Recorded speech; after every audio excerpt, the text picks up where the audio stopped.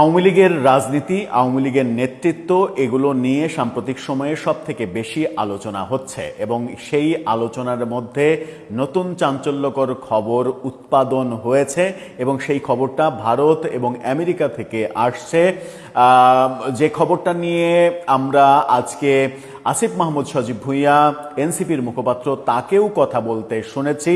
সেই খবরটা হচ্ছে সজীব ওয়াজেদ জয় যাচ্ছেন দিল্লিতে, প্রসঙ্গ আওয়ামী লীগের নেতৃত্ব।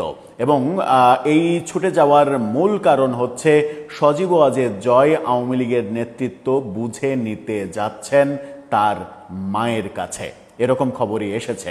চলুন একটু জেনে দেখি ভেতরে কি কি হচ্ছে, এই সফরে কি কি হবে, কি কি সিদ্ধান্ত হবে, আওয়ামী লীগের পরবর্তী পদক্ষেপগুলো নিয়ে চতুর্দিকে কি কি আলোচনা আমরা শুনছি।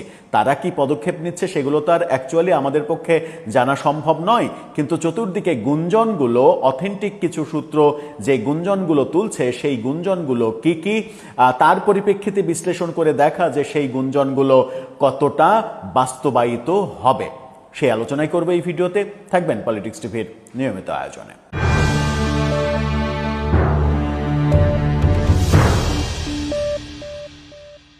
দর্শক, বলছিলাম আওয়ামী লীগের নেতৃত্ব নিয়ে সাম্প্রতিক সময়ে যে আলোচনা, আমরা এর আগে আজকের একটা ভিডিওতেই বলেছি যে শিরীন শারমিন চৌধুরীকে নিয়ে যে গুঞ্জন ছিল, দুই রকমের গুঞ্জন ছিল। এক, আওয়ামী লীগের পক্ষ থেকেই তাকে মুখপাত্র করে তার উপরে একটা দায়িত্ব দিয়ে আওয়ামী লীগের রাজনীতি বাংলাদেশে গুছিয়ে নেওয়া, এরকম একটা প্রস্তুতির কথা আমরা শুনছিলাম আওয়ামী লীগের মধ্যে।